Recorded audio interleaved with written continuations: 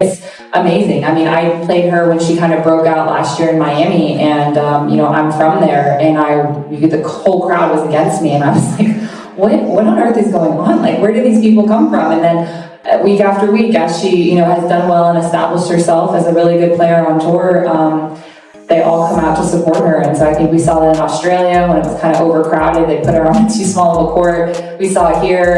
You can hear it from the hotel. You can hear the crowd roaring, especially at night. So it's incredible. After winning the Dubai Tennis Championships, Jessica Pegula entered a news conference and was asked about Eala. The next thing she said was not the tactful, well-crafted answer you get when a player tries to be courteous. It was a completely different thing. And the Filipino fans who heard it are still having a great time. Do you believe the rest of the WTA circuit is beginning to fully appreciate what the Filipino fan base adds to women's tennis after hearing what Jessica Pegula said about Eala and her supporters? Tell us in the comments. I think it was Eala is the match that I was looking at, and there was people like wrapped around the stadium just trying to get in, which is pretty crazy. And I mean, it's cool to see and it's exciting, but obviously, for fan experience, I don't know, because I'm not living that same experience, but hopefully the event kind of continues to grow with the fans that we're getting and making that still an enjoyable experience for them. But I did see some of the courts have like lines getting in, and it seems really busy, and I saw some reports that it's some of their busiest they've ever been, and it's packed and all that, which is, I think, great. I mean, obviously it shows that the event is growing, the sport is growing, and that's amazing. I think In order to comprehend why Jessica Pegula's comments have the weight they do, it is important to first understand who she is. PGA is not someone who has been observing Eala from a distance and making judgments based on videos from social media. In 2025, she performed for her in Miami. Eala's run in the WTA 1000 event semifinals was cut short by her. The same run in which Jelena was defeated by Eala.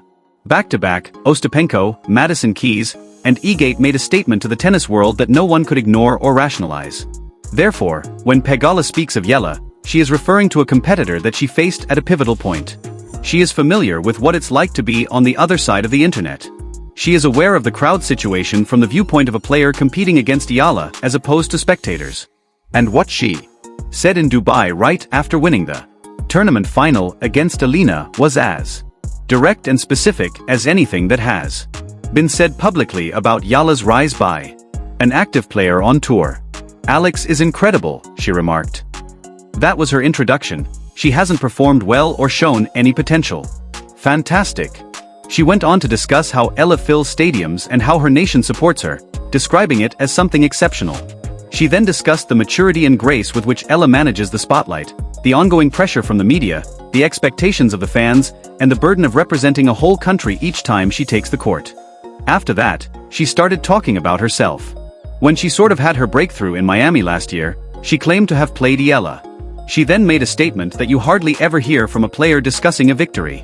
She said that everyone in the audience was against her. She claimed to have been thinking, what on earth is going on? As she stood on the court. What was the origin of these individuals? Jessica Pegula, who plays in Miami, which has one of the largest Filipino populations in the eastern United States, is the daughter of an American athlete who owns the Buffalo Bills. And the Filipino supporters had taken over the stadium, making it feel like Eala's home court, so she was the visiting player in her own nation's event. More than a year after winning the match, Pegula is still discussing the crowd scenario since it seems to have had such an impact. More attention should be paid to that detail than it has been receiving. Miami 2025 was Eala's first major breakthrough moment on the WTA circuit. Outside of the Filipino community, she was not yet well known in tennis circles. Prior to that event, her ranking was outside of the top 100. However, the crowd she attracted in Miami was so large that the player who defeated her, an American competing in an American city, compared the experience to playing against the crowd of her own nation. That is not a typical circumstance. At the majority of tennis tournaments at the majority of the sports levels, such does not occur. In Dubai, Pegula saw it once more. She pointed out that rather than coming from the court area, you could hear the audience roaring from the hotel. From the lodging. Players in their rooms could hear the sound of Filipino supporters cheering for Eala at night since it was so loud throughout the venue and the surrounding grounds. One of the more realistic depictions of how the Eala effect truly sounds and feels on the ground is that of a player laying in a hotel bed while listening to people cheering for her next opponent. She then made the connection between everything and the sport's implications.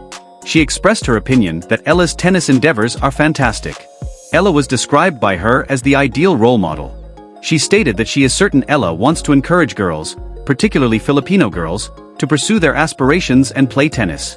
She concluded by stating that it's fantastic for the sport twice, as though expressing it once wasn't enough to convey her true feelings. Let's take a moment to consider the "where did these people come from" comment, as it is actually one of the more unintentionally informative things a tennis player has said in a recent press conference. Pegula wasn't being contemptuous. Although it is evident from the context that she was expressing genuine surprise and a sort of appreciative perplexity, the comment reveals something that the tennis establishment has been reluctant to properly address.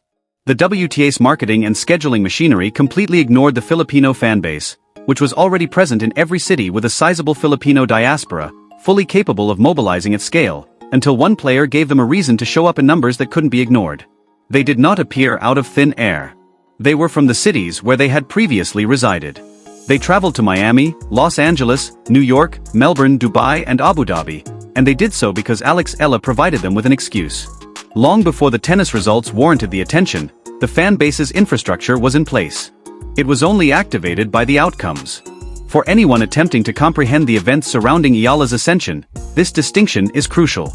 This is not a manufactured fan base created with advertising funds and social media initiatives. An organic community has been waiting for a player to support them. Additionally, the community reacted in a way that physically overflowed several venues across 3 continents over the course of almost a year when Eala began winning matches against top 10 players and making long runs at renowned events. Melbourne. At the Australian, the audiences around her bouts were enormous. The side courts used for her games turned into a problem for crowd control. The courteous term is standing room only.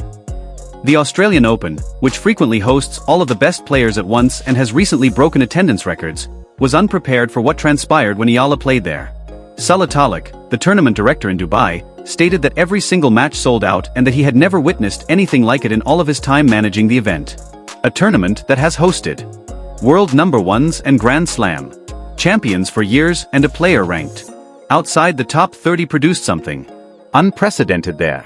Before competitive play had started, Indian Wells practice courts had spectators pushing through gates. A former ATP professional publicly voiced a safety concern during a broadcast. The biggest tennis tournament in the US, which set a record for attendance in 2025 without Eala even participating in the draw, is currently handling crowd dynamics surrounding a player who is sitting and making her debut at the event. And Eala has responded consistently throughout it all. Pegula made a first-hand observation on this. Eala handles it with maturity and grace, seems genuinely appreciative, and always has a good head on her shoulders, she remarked. This observation is significant because the pressure of being the center of attention at the age of 20, carrying the expectations of an entire country, and handling the media responsibilities that come with that level of visibility can break players who aren't mentally prepared for it. Eala's social media presence, press conferences, and post-match interviews all show that she is very appreciative of the support without becoming overwhelmed by it.